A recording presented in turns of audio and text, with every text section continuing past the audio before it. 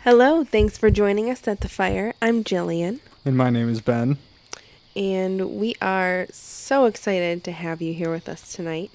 This is our second episode. Episode 2. So thank you everybody who tuned in to episode 1 and who's coming back. And thank you to first-time listeners. We are very excited to share some scary stories with you tonight. Yes, thank you for joining us. Tonight we are going to be sharing some scary stories, and they're going to be our own stories. Ooh. These are stories that have actually happened to us. Yeah, so I don't know if you'd call us fortunate enough, but we have had some of our own kind of unexplainable experiences, at least to us in the moment. Nothing that we can really account for. But still worth a good scare share. Yeah, we've actually had a couple of experiences while we were together, like physically together in the same room, and witnessed something happening. We should save that for another time, though. You think so? Yes, I think so. Okay. That was makes creepy. a good story. That was really creepy. I had a just to give you guys a preview on what's to come in a future episode. I actually lived in an apartment in college where there was just some freaky activity. And I lived alone too, so I was the only one who had access to the apartment, which makes it even scarier. So either my landlord was hilarious and liked to play jokes, or I had a ghostly roommate. I don't believe it was that. I think so. In the college was Central Michigan University in Mount Pleasant, Michigan. I firmly believe that there is something about that tribe, that land. Okay, so Central Michigan University is built on Chippewa the Chippewa Indian Reservation. It's in Isabella County in Michigan. It is a federally regulated Indian reservation. The giant casino. And CMU has been there since the early 1900s, maybe even 1800s. I'm not certain. It's one of the oldest schools in the state. Yeah, we'll check it out. I actually had class in one of the very first buildings ever to be built on campus, Smith Hall. It's no longer there. They tore it down. Actually, I think it was either my senior or second senior year, where teachers would refuse to either teach class out of that hall, or they would refuse to have an office in that hall. Some teachers just said, I'm giving up my office. I don't care. I don't want to be in this building. There was something going on, and it very, very, very sad. I didn't personally have a professor pass away, but there were a few professors diagnosed with brain cancer or brain disorders, and they all had offices out of Smith Building. I actually did a little research about that hall. There used to exist a dormitory there when the school was first built, but it burnt to the ground. So they built Smith Hall on its place. Ooh. Yeah, it's very weird. I think, they say certain geographical places are just more susceptible to these sorts of things for reasons we don't understand. There's different energies around the world, and it's just nature. We don't quite get it yet.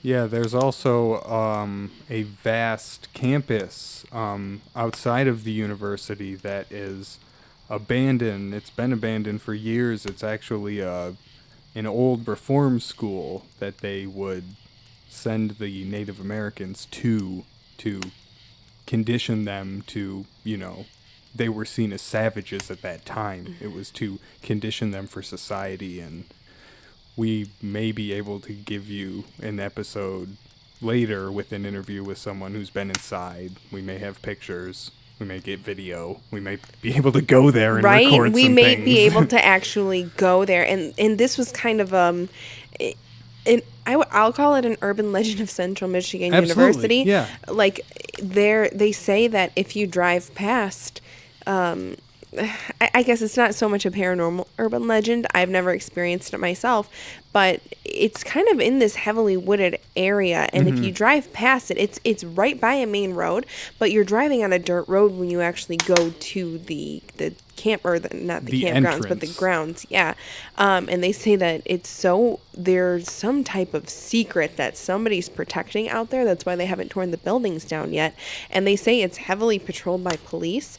And if you're, let's say, trying to like break in there and do your own little ghost investigation, or just like, I don't know, dick around with your friends, the police are hiding. There are snipers hiding in the woods ready to shoot people on sight. Has that ever happened to anybody that I know? No, but it's a story people tell. Right, yeah, I've heard the tales. There are armed guards at the reform school. I had an English class my second year. The guy I sat next to, it was like Monday. He was like, last night we went there. We tried to get in, but there were already people inside. We saw headlights. And I was like, oh man, yeah. I guess it does get patrolled. Yeah, but like Ben said, we actually might have the opportunity to go to that site ourselves. That'll be an entire episode itself. Yeah, we'll take recording equipment out there. We'll make sure to take a video camera. We'll take some regular cameras. We won't be doing any EVP because that stuff is bullshit. We will talk about that later. I've got a whole rant. We'll get into it. All right. Enough about the future and all that. Yes, this episode tonight. Yes, this episode tonight, we have some of our scariest experiences to share with you. But all of our experiences have been pretty interesting. But these are just the ones that are pretty unexplainable to us, or any way that we can explain it. It's just kind of a weird and probably not a feasible explanation for something to happen. Like, yeah, it's not. They're not stories that are totally objective. They're not like right. That is concrete evidence that's you experienced something. It is what we experienced is definitely intriguing and possibly worth further investigation, which I have done a bit. Oh, you do love to do your research. So we'll nerd out a bit on instrumental transcommunication and all that shit. We'll get into it. Whatever that means. Yeah. So I have a pretty cool story. My dad and I actually have a shared interest in the paranormal, specifically around ghosts. So something that we like to do together frequently is paranormal investigations. So we've been to a few different locations. We've been overnight on a haunted Navy ship, kind of just free to roam about and do whatever we want as long as we weren't damaging property. And we've been to a few places in northern Michigan to investigate, but Ben was there with us when we did one of them in Mackinac, but we'll go into that in another episode, because today I would love to share with you my experience at one of America's most haunted locations, the scene of the bloodiest battle to take place during the Civil War, Gettysburg, Pennsylvania. So, like I said, we have a very shared interest in the paranormal activity world, and my dad thought it would be an awesome birthday gift to take me to Gettysburg for my 19th birthday. It was my freshman year of college. So we drove to Pennsylvania, and we got there in one day, but when we checked in, it was kind of late. We stayed at a hotel that my dad had read reviews on about haunted activity because of the location in the town. It's so close to the battlefield. And it's one of those little ma and pa type hotels. I'm going to see if my dad can find an old receipt so I can put the name of the hotel up on the website, because we had pretty successful I guess I'd call it a successful experience at the hotel.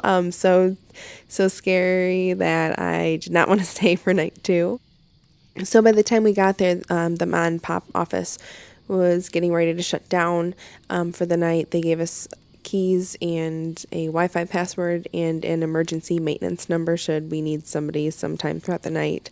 And we went on in, and I think each room was separate, so it was almost it kind of reminded me like a little motel, but like the walls were separated, so it was kind of like you were in your own mini house with just like a bedroom and a bathroom and a TV.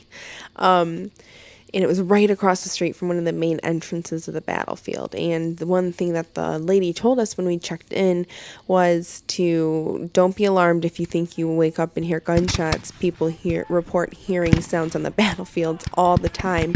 And sometimes they get scared thinking that there's something like a riot or something going on outside. But it's just the ghosts blasting each other with guns and stabbing each other with bayonets, and we're like, oh great, thanks. So we'd been driving all day, we were pretty tired, so we thought the office is closing, let's get something to eat. So we dropped our bags off, we locked the door behind us, and we jumped in the car and we drove into town, and we had my birthday dinner at this fantastic little diner called the Lincoln Diner. And we were probably gone for about an hour, and we came back and the lights were still off and everything looked as how we left it. And I ran into the bathroom to freshen up a bit, and I noticed all of my socks were sitting in the toilet. Ideally, we would have been the only people that would have entered that room between the time that we checked in and the time that we got back from dinner. So I thought this is probably just a fun little trick that whatever presence inhabits this hotel is playing on us. They're welcoming us. So we kind of brushed it off and said, all right, let's get the ghost equipment ready, and we will, just play around with the monitors a bit before we go to bed, and we'll wake up early and we'll go to the battlegrounds. So there were 2 beds in the room, and there was a nightstand separating the 2 beds, and both my dad and I like to fall asleep with the TV on, so I specifically remember or distinctly remember that I was watching Cartoon Network because I had to turn the volume down because the voices were very annoying to my father. And we both fell asleep with the TV on. I woke up and I remember seeing it was like just after 3 in the morning and the TV was off. Maybe I woke up and turned it off in the middle of the night. Maybe my dad got sick of hearing those cartoon voices and turned it off, but I was not going back to sleep unless that TV was on. So I pulled my covers down a little bit and I went to go reach up for the remote, and I just felt frozen in my movement. All of a sudden it felt like somebody was there, like, with me. I didn't feel pressure. I didn't feel anything touch me. I didn't hear anything, but I just felt like somebody was standing in the corner left to my bed right in front of the bathroom watching me grab this remote. And I just remember as soon as my fingertips kind of poked out from my blanket, I darted up and grabbed the remote and I turned it on, and I mustered up enough courage to look in the corner, and there was nothing. I just felt something coming from that corner. So the TV's now on, the volume's up a little bit, and my dad is still dead asleep. I am too tired to keep my eyes open, so I close them and I lay my head back down and I get the urge to pull the covers tightly over my head, and I'm kind of clinging onto the remote. And all of a sudden the TV turns off. Could I have accidentally bumped the button? Well, it's under the covers with me. Sure. Am I terrified of the sensation I'm getting from the room and the TV turning off on me without my knowledge of me hitting a button? Sure. So I gripped the remote and I turned it back on again. And this time it stayed on for a little bit, and I waited for something to happen. And then the channels started flipping through by themselves. So I was terrified. I kind of sat up in the bed a little bit thinking, maybe if I don't know what's going on, but maybe if I show that I'm not intimidated, I'm not afraid, something will get bored and move on. And I kind of started playing with the remote a little bit and flipped it to a specific channel, and all of a sudden all the activity stopped. I tried desperately to get the ghost meters out, our little ghost meters that we bought on Amazon. Our ghost meters out, our EVP recorders, whatever else my dad had armed us for our hunt. But I didn't get any evidence or proof from our stay in that room. Needless to say, as soon as my dad woke up, I was ready to get out of that hotel. That was my first ever direct experience with something where I felt like I was being kind of played with a little bit. So my dad woke up at 5 a.m, and I said, okay, let's go check out the battlegrounds. Let's go to the battlefield right now. So we did, and to our knowledge, we were the only ones in there. It was so early. Oh my goodness, my dad probably gets up at 3:30 every morning. So we probably got out there by 5, and my dad is an aspiring photographer. So he brought his camera with him, and he was taking landscape pictures, and we were really just taking in the scenery. I mean, we went to all the iconic places. We went to Devil's Den. We went to the field where they do the reenactments, and just walked along all the back trails, and it's gorgeous. It's a beautiful, beautiful part of the country to visit. So my dad, for some reason, was taking camera pictures with his quick click shutter, where you take 10 pictures in a row, and just trying to capture. I don't know what he was doing. He was kind of moving the camera a little bit and taking the pictures. But we wrapped up exploring the battlefields, and we went back to our hotel to pack up, and we were going to just head out to Washington DC or something. And I was freshening up a little bit, probably taking a shower, and my dad had decided to load all of the pictures from our trip to the battlegrounds onto his computer. And he started looking through them, and he goes, "Oh, I got a statue in this landscape." And so he zooms in on it, and he's like, "Oh, that's not a statue, that's a shadow." And he's like, "I don't remember seeing anybody else there," because it was eerie being in there alone, especially at Devil's Den. I don't know. It's just I don't know if it's because it's a pile of rocks, and I'm just afraid of just somebody hiding down there, not necessarily a ghost or a ghost soldier, but it's just a creepy place. And then he starts clicking through the other pictures he was taking with his shutter click, and the shadow, was getting further and further away and moving throughout the sequence of the pictures. And if you look at a couple of them, it kind of looks like a Confederate Gettysburg Ghost soldier outline riding on a horse. So we actually we submitted the picture to Coast, and George Norrie did a little post on it. So I will be sure to put the link and the post on our website, so you can check that out. But yeah, just a few pretty cool experiences from Gettysburg that sometimes keep me awake to this day. So that was really good. I like that story for 2 reasons. One, most of what you experienced was a feeling, and you can't really dispute that. Right. Second of all, you have a fucking picture. I know. You have a few pictures. Can we get the pictures? Yeah, I think actually, like I said, I'll share the link to the one that George Norrie has on Coast to Coast. But yeah, a really cool thing about that picture is it is like one of the #1 most Google searched Gettysburg Gettysburg Ghost photo. Yeah. I mean, one of them. According to Coast to Coast. There are, not according to Coast to Coast. According to who? Your dad?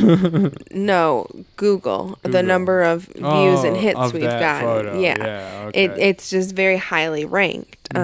It's a good photo. It's good. It's decent. You look at that photo and you go, yeah, maybe. Like when I saw it, I was like, your dad did something to this photo. No. Yeah. Because, okay, my dad is also known for... photoshopping. Yes, photoshopping. Sometimes you can tell. But this is almost so good. clear that you'd think it was photoshopped, but I'm telling you, it's totally not. And another cool thing about the picture, guilty pleasure of mine, I will admit, I love those like top 10 videos that people put out on YouTube, like top 10, like, I don't know, like top 10 craziest news bloopers. Yes, I love these. Why did you see the craziest one? Yeah, so when I'm in the mood for horror or paranormal stuff and I need my fix, I look at like top 10 creepiest pictures ever and stuff like this. And somebody used one of my ghost soldier pictures, and the YouTube video had like over 1 million hits. It was so awesome. So in a way, I feel like I've gone viral. Yeah. Or my dad has gone viral. Right, Go, Dad. Yeah, you guys are a great team. I think teamwork makes the dream work, right? You know what? I'll drink to that. Every time, yeah. Back on track. The socks in the toilet. Like you said in the story, ideally, you and your father would have been the only people to have entered that hotel room since you checked in. Right. So we don't know if maybe to just amp up the stay. I don't know if somebody popped in there and... But don't go through my stuff if you did. Yeah, I mean, it's a fairly popular reason for people to visit Gettysburg and perhaps to stay in those particular rooms. Right. It was expected that something would go on. But everybody that worked there that we encountered was lovely. I would never accuse anybody of doing anything. It's just playing devil's advocacy here. It's unethical for a hotel, and yeah, I agree. And I've worked in a hotel, and let me tell you, the good people do not do that. We do not break into rooms. And like I said earlier, you felt something. Right, I felt something. And whatever occurred with the television, I don't know if... And again, that could have been us picking up somebody else's frequency. I don't know how all of that works. I mean, it could have been anything. Like, I'll say it. The television's a complicated electronical device. Exactly. Electronical? Is that a word? It is today, if it isn't. I sound like I'm in my 80s. You are. You are like an old soul. You are an old soul, Benjamin. Those electronical televisions. But tell me, was it like a flat screen TV? Was it one of those giant tube televisions? Giant tube televisions. And there are a lot of faults in those. It was could you date it like 2000? 2004. 5. Okay, Not so no, super I mean, old for the time. Shit, I'm not saying like, yeah, I don't. You don't have to get it to the date, like, I mean, decades. September 4th, 2004. It was manufactured in a little town in Iowa. Probably Japan. And then when you were on the field, you never saw anyone. How did you get into the park? I don't understand. Okay. Is it a park? Yeah. Tell me about it. It's a park, so obviously not a park with like swings and slides. It's just like if you were visiting like a city forest type park, you enter in through some entrances and exits are, I guess, locked between certain hours. Some of them are not, and like anything off of a main road, I think, was open, Sure. and you could technically drive in at any time, but it was a federal offense to be on the grounds before the sun rises and after the sun sets. And let me tell you, we were there right when the sun was rising. And we did not see anybody there. It was a very, very low-key time, too, in the season. And if you look in the photo, it's not just a guy standing there.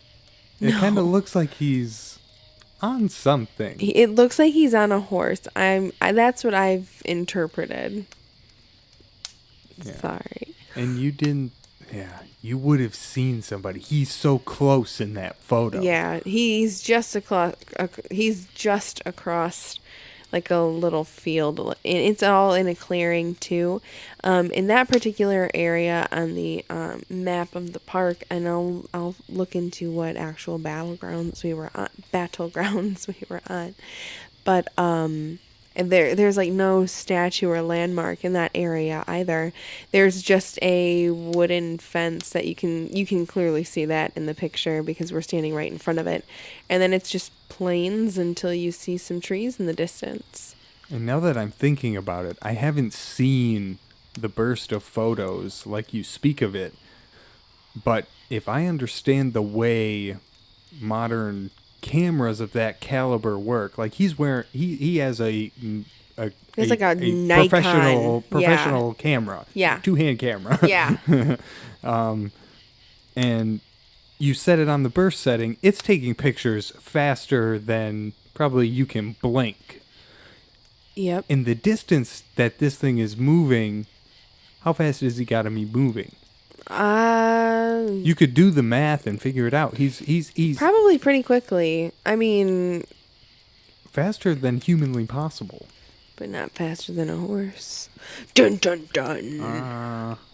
You could challenge that. I could challenge Okay, I thought that's what you were getting at, but never mind. We're talking about how quickly the ghost is moving. The ghost can move however fast he needs. All right. What do you think of the term ghost? Like, there's no... It's like... I like spirit. Spirit? I like spirit. Spirit manifestation. That sounds... It's a little wordy. That reminds me of, mouthful. I don't know why. That just reminds me of, like, a serial killer. I don't want to, like, calling them manifestations. Because they write manifests? Manifestos. Yeah. Yes. Manifest. I don't like thinking about that. So, yeah, I like spirit because I think it's charming. Yeah, that's good. Anyway, yeah, the photos are great. That's an excellent story. Thank you. Very spooky. Thank you. It is a time I will treasure with my father forever. So thanks for the birthday gift, Dad. I hope we get to go on many more hunts. Yeah, Gettysburg phenomenon might not be all hype. So something else that's not all hype. I know that you have some pretty freaky stories about your childhood home back in your hometown. Just about my childhood in general? Yeah. No. Yeah. We had a really spooky house. The basement had some real creepy parts to it.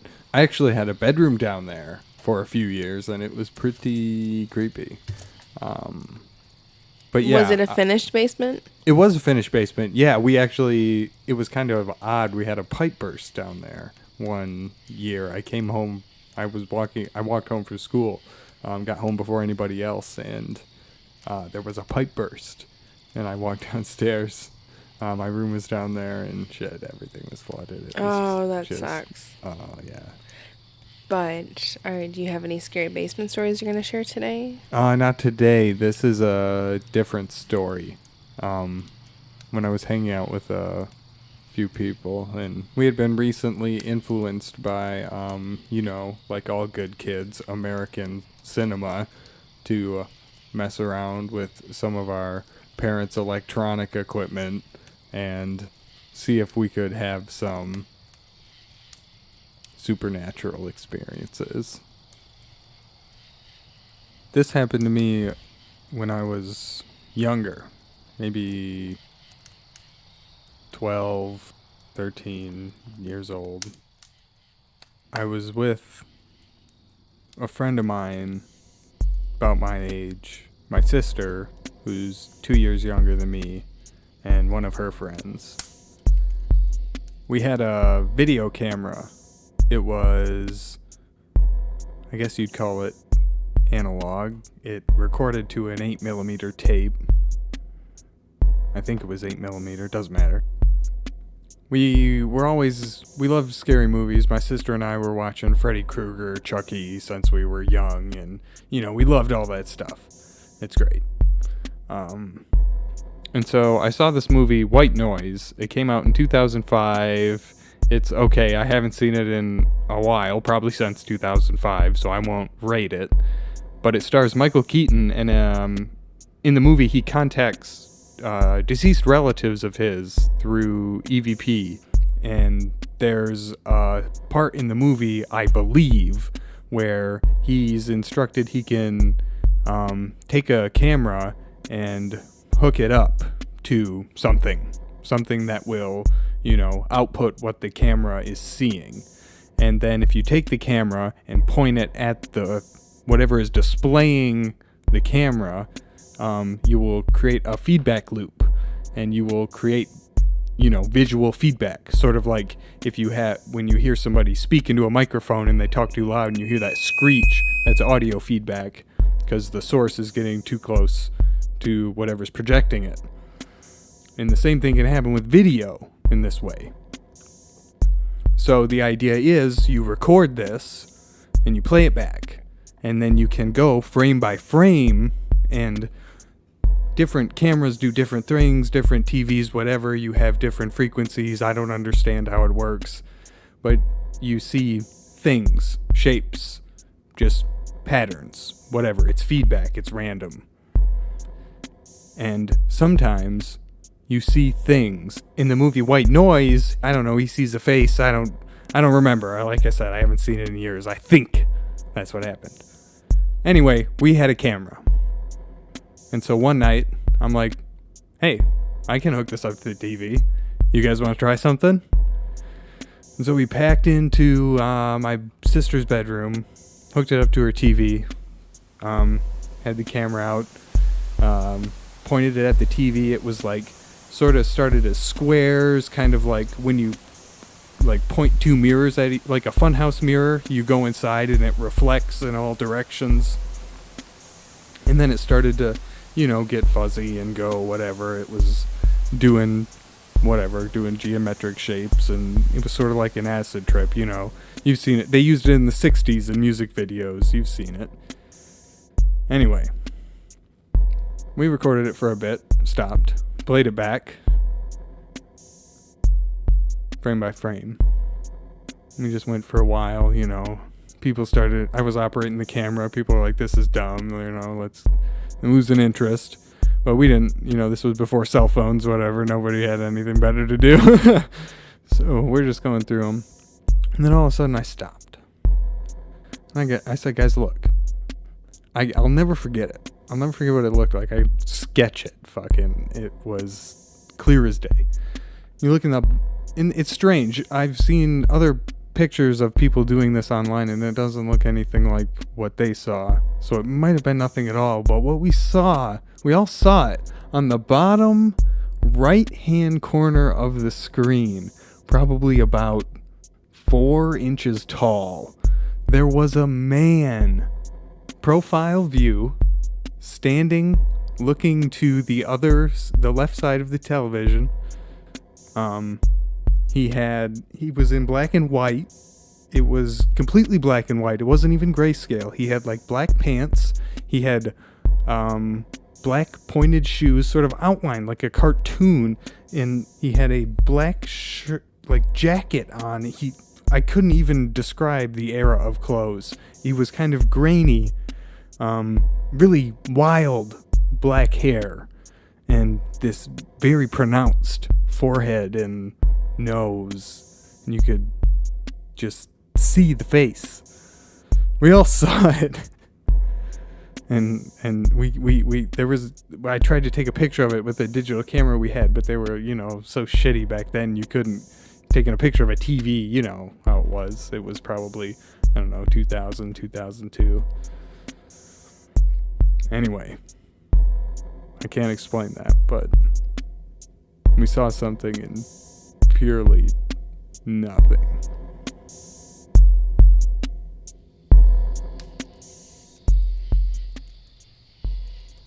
So I can't believe that you said you were 12. Yeah, we were really young. Oh my gosh, you guys have some guts. Definitely middle school. Okay, and so you were watching this scary movie. Or, how is it a scary movie? Or is it more like... I think it's like a thriller, like a sci-fi thriller. I had seen it. We hadn't watched it that night, I don't believe. I had seen it in the past and just had remembered about this thing they had done, and it never occurred to me to try it before. Until then. Okay, so the idea is he could communicate with somebody who had since passed on. Exactly. It's the same idea as an EVP. Like, how did those work? Tell me. Do you know? No. Do you just set a recorder somewhere and... Yeah, I don't know. I think it has to be like a certain frequency. For it to pick up something? Like, I don't understand how that works and is evidence of anything. If anybody out there who's listening is an expert, please educate us. We'd love to hear from you. So if the idea is to connect with somebody who's since passed, were you trying to connect with anybody specifically when you were like testing this theory? I guess not. No, we were mostly doing it for something to do. It wasn't like a seance or anything. Yeah, let's summon whoever will join us. Nothing like that. It was, let's do some goofy shit with the camera. That's one way to keep yourself entertained and out of trouble. Mm-hmm.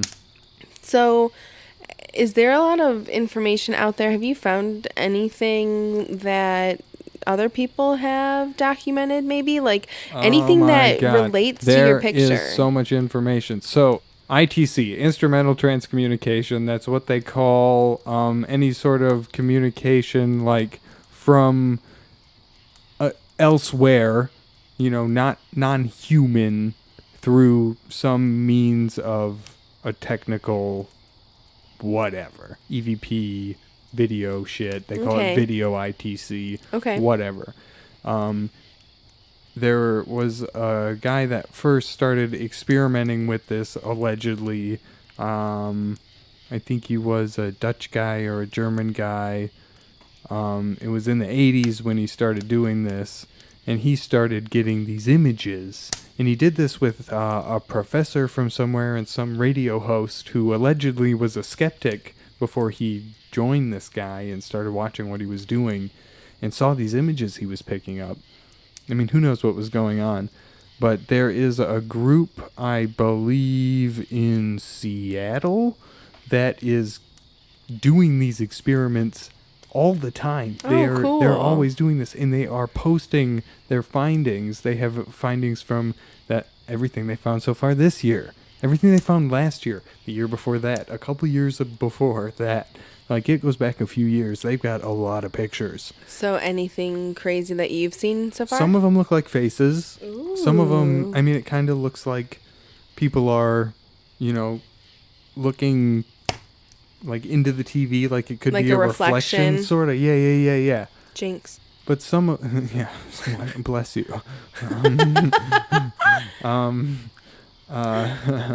Anyway, like, I don't know. I've also been reading about this phenomenon that is called pareidolia. I think that's how you say it. It's a psychological thing where you recognize something familiar in complete randomness. Like if you've ever like looked at the clouds and you start to see shapes, or if you've ever looked at the pattern in like a wood floor and you saw a face or something, or you see that photo of the man on the moon. So wait, are you saying this is a sickness? It's not a sickness. No, it's just like a optical illusion. Okay, because I was going to say... That's all it is. That happens to me all the time. No. Nothing like that. Nothing like that. It's not a condition. It's not a condition at all. I don't want to lose my... the argument is that's what EVP is. All you're hearing is, nothing. You're pulling meaning out of just sort of static. Very interesting. I could believe that what we saw on that night was nothing. It could have been just the feedback was in such a shape or sort of looked like a dude. Could have been something burnt into the TV that was just being accentuated by whatever we were torturing it with all the feedback.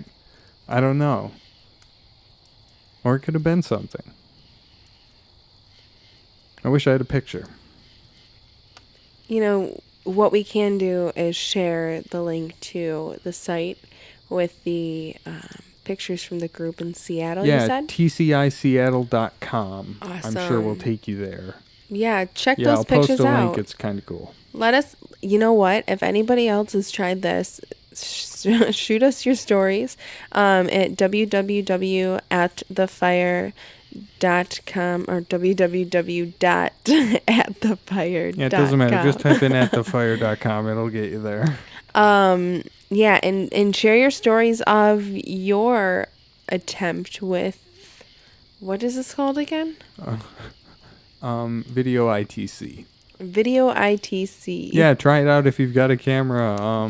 Try to document it with a different camera. If you do some cool shit. Yeah. I wonder if it would work with a Chromecast. Maybe. If you did like the screen mirroring and hooked your camera up, recorded some video, that's all digital. I'm not sure how that would go. Something else that gets us kind of all upset. Fired up in the loins. Just not credible ways of determining if you're having a paranormal experience. How do you mean? Give me some more. Like EVPs. So what are some other ways that people typically like to try to measure paranormal experiences? I know from my own personal experience, we've had the hyper supersonic EVP recorders with the headsets and ghost monitors that apparently detect electromagnetic field shifts, and night vision cameras and heat sensor cameras. And we have all your, I'll call it the basic bitch starter pack of ghost hunting equipment. And I don't want to say it's not credible, but just everything that I've experienced in myself, anything that I truly would take away as this could be a ghost has just been undocumented, mostly feelings and just a few unexplained maybe movements. So let's spend some time talking about some ways that that people measured their paranormal activity. So I just have a problem in general with what I'm going to call the commercialization of, paranormal phenomenon. I don't have a better word for it. So when you say commercialization, do you mean like Zach? Okay, maybe I shouldn't drop names. Do you mean like those brodacious ghost hunters that are going to go in there? All the TV shows, if you need to have a, supernatural experience every week because your contract says so, I don't think you should be telling people, that you're doing research. Exactly, because I think a lot of, and that is an excellent point that you make, a lot of these paranormal investigation shows. Don't call it a fucking investigation. Because you're it's on TV. Well, not only are you on TV, I mean, I absolutely think it can be televised. Like one of my favorite investigators that I just like him. He's local. He does one special a year where they set up shop for a couple of days. That's different. Prozac out of I think Saginaw. Great stuff. Yeah. I mean, that's a production. If you're,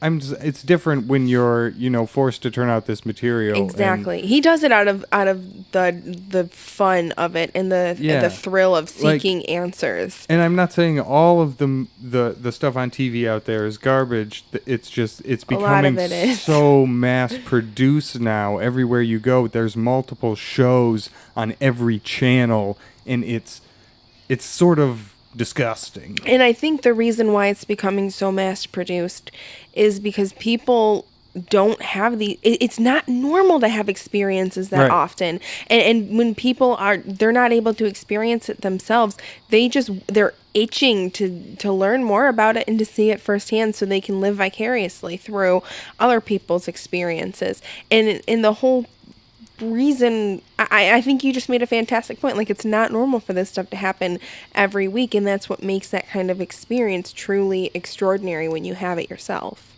Exactly. And that's why we need to have a venue where we can share our own stories. Absolutely. Another plug, please submit your stories. Yeah, we'd love to hear from you. Absolutely. So in general, is there any type of, investigative research or equipment that just totally you don't agree with? It's interesting that you say that.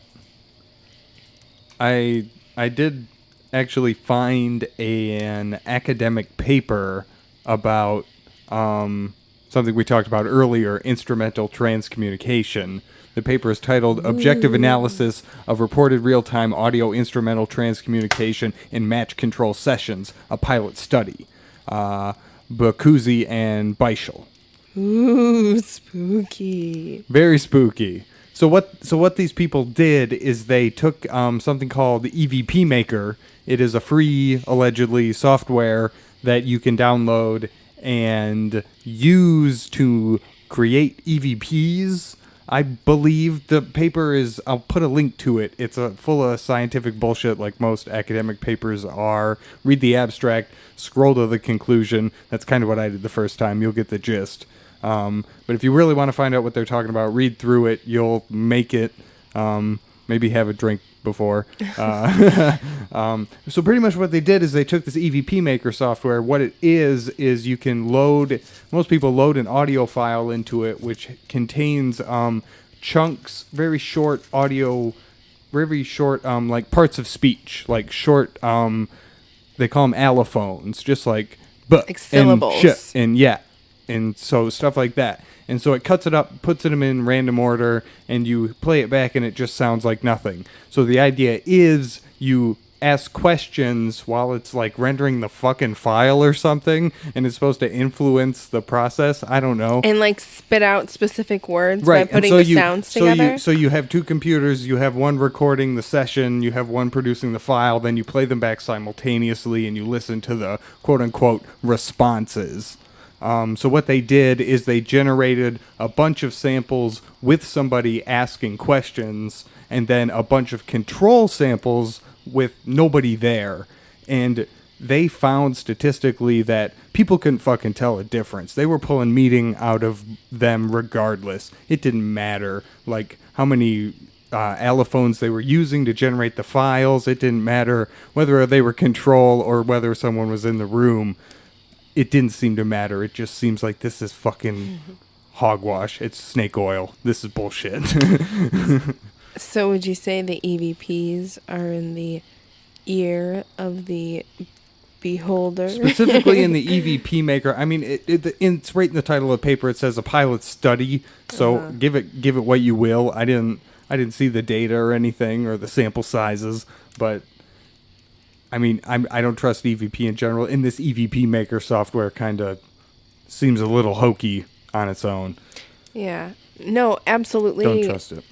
And I've witnessed something firsthand. Not that I own this new age EVP piece of equipment that's becoming more and more popular. It's becoming so commercialized. You can actually download it as an app on your phone, which I've been on ghost investigations that were open to the public where people have actually brought these apps on their phones, and they've brought like physical versions of it, but it's called a spirit box or a ghost box. Originally, I think it was known as Frank's box, but what it does is it does something similar. You hook it up to some type of radio frequency, or it like plugs into a radio frequency, and rather than having like the data that they're feeding into it with the little sounds or syllables, or what did you call them, amphonums? Allophones. It's taking allophones from the radio frequency and spitting it out either as text, like using a talk-to-text type of technology, or you can listen to it and it actually speaks it to you. And I've seen it both ways.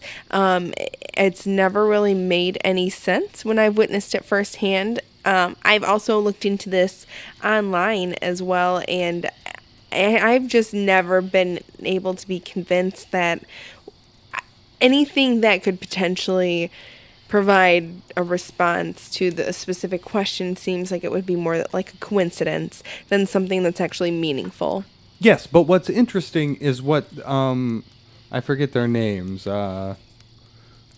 Bokuzi and Beischel did in their study. You could do with the spirit box. I feel you could collect data and figure out if by chance what you were hearing, or you could take what they did and do the same thing with the spirit box. You could figure out if what it was producing was, it's random what's coming out of there. Very random. So you could figure out by chance what you could be hearing, and if what you collect is different than chance, you've got something. If not, you probably don't. I don't know. It's an experiment you could do. I challenge the researchers out there. Yeah, so that's my big beef with EVPs as well. And if I also must bring it up, I also am not convinced by orbs in pictures. Orbs are interesting. I've caught them. I've captured them. I've seen probably thousands of orb pictures. Since photography's been around, I think orbs have been around. Yes. And since photography's been around, flash photography. I'm drunk. Flash photography has been around. So I think that is the genesis of the orb phenomenon. I think sorry. You have pollen. Yes. You have insects. Yes, you have dust. You can recreate them in a number of ways. Our good friend James Randi has a wonderful explanation. Not our good friend. He's a fun character. He is a fun character. Never met him. Would love to meet him someday. He is kind of a debunker of paranormal and parapsychology and he goes around the globe magic. And he calls out psychics, mentalists on their shit. And if you are a psychic or a mentalist, he does have a challenge for you. You could actually walk away a millionaire. Nobody has been able to take his test, so if you have abilities, get a hold of James Randi. Well, getting back on track, let us know some of the other ways that some of you have either tried to contact ghosts or spirits yourself, because like I said, I have everything from a radar gun to an electromagnetic field detector, to which I mean I've had it go off, but there's always been an explanation. I've never been able to fully utilize my I guess, varied starter ghost hunting equipment. But we'd be so interested to hear about yours, especially if you've ever had any type of experience with a Ouija board. I personally am very, very fascinated with that, and I had one for a long time, and I never used it. Yeah, these are just my ignorant opinions. I mean, like Jill said, I don't know a ton about collecting evidence for this sort of thing. And I think all of this, I guess, trash talking sort of begs the question, what would constitute as concrete, objective evidence? I know, even if you had a video, I mean, hell, they brought Tupac out on stage using a hologram. Yeah, it's just... like, you can fake anything these days. Exactly. It's hard to decide what's real and what isn't. And I think that's half the fun of it. You can't disprove it. You can't prove it either. So I think it's all up to our own imaginations on. Well, I think that's just the thing. You can't disprove it, so you have to prove it. You know. Right. So we're just going to be living in limbo here until one of our very awesome listeners can shed some light on some concrete proof that there are other spirits living among us. Yeah, there's plenty of room here at the fire. So, if you have an awesome story that you'd like to share about some of your personal paranormal experiences, come join us and share your story at the fire. Real quick, before we go, I have to make a correction from episode 1. Already 2 episodes in, and I have a correction to make. Awesome. But the host of Snap Judgment is a guy named, can you confirm, Jillian Glenn Washington? Not Leonard Washington? It's Glenn G-L-Y-N. Thank you. Thank you very much. Yes, he does a wonderful job. You got to check him out. Snap Judgment. It's so good. Especially the Campfire Tales episodes. You'll love them. But yeah. Not Leonard Washington, Glenn Washington. Glenn Washington, we love you. We love you, yeah. We love you. So that's going to wrap it up for tonight. I hope you enjoyed our stories. I hope you'll submit your own. Submit your stories. Come join us. All right, we'll see you guys the week after next. Sayonara. Stay cool. Wear your sunscreen. Don't do anything we wouldn't do. Except we do it all. Peace out. Bye.